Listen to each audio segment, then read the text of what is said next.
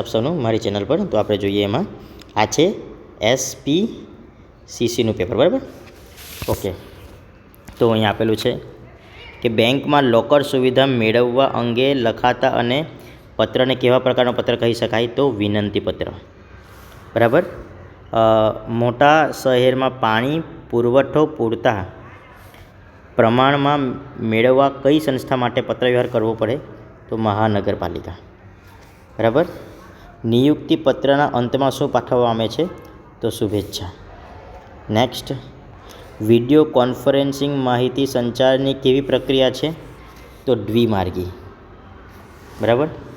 પ્રેઝન્ટેશનમાં કોણ કેન્દ્ર સ્થાને હોવું જોઈએ? તો પ્રેક્ષકો. પછી 2 હપ્તા વચ્ચેનો સમયગાળો ઓછામાં ઓછો, તો આપણને ખબર છે 1 માસ, બરાબર. શેરધારક નાદાર જાહેર થાય ત્યારે શું થાય છે? તો ફરજિયાત ફેરબદલી થાય. ડિબેન્ચર ટ્રસ્ટીની નિમણૂક કોણ કરે છે? તો ડિબેન્ચર ધારકોની સભા. મેનેજિંગ ડાયરેક્ટર તરીકે નિમણૂક થાય તો 7 દિવસ આવશે એમ, બરાબર ને. અને ખાસ ઠરાવના નકલ સાથે ટ્રિબ્યુનલ ટ્રાન્સફર આવે સંચાલકોને. ઓકે, આગળ જોઈએ. આંતરરાષ્ટ્રીય વિભાગ પત્રવ્યવહારના બીજા કયા નામથી ઓળખાય છે? તો બીજું નામ એનું શું છે?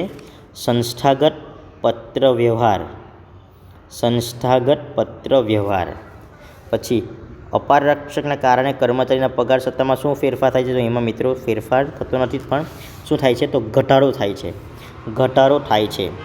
વીમાના મુખ્ય પ્રકાર જણાવી તેના નામ લખવાનું. તો વીમાના મુખ્ય 2 પ્રકાર છે, જીવન વીમો અને સામાન્ય વીમો.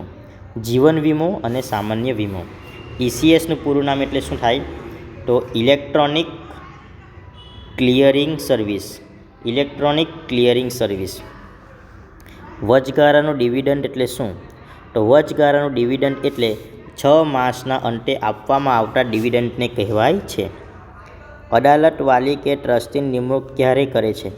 તો ક્યારે કરે? જ્યારે શેરધારક અસ્થિર મગજનો જાહેર થાય ત્યારે અદાલત તેના માટે વાલી કે ટ્રસ્ટીની નિમણૂક કરે છે. બિન રૂપાપાત્રક્ષમ ND ડિબેન્ચર એટલે શું? તો બિન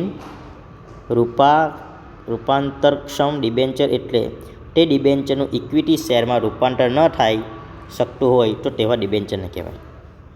કંપનીના પ્રથમ સંચાલક કોને કહેવાય?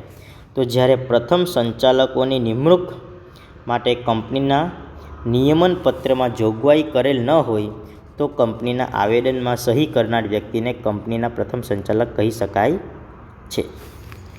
પછી ખાસ સભાના પ્રકાર જણાવો.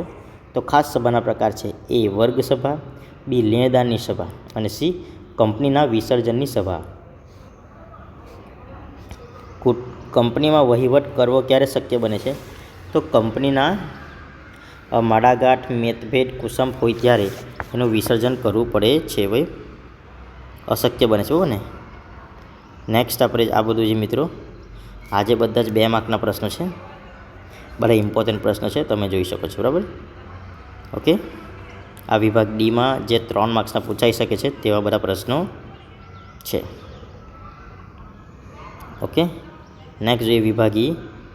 આ 4 માર્ક્સના છે. આ પ્રશ્નમાં 4 મુદ્દા લખવાના છે, પણ મુદ્દા સાથે તમારે જવાબ લખવાનું છે. આ વિભાગ એપ છે, બરાબર ને. અથવા ઓકે મિત્રો, તો વિડીયો ગમ્યો હોય તો શેર કરો, લાઈક કરો, સબસ્ક્રાઈબ કરો. Thank you.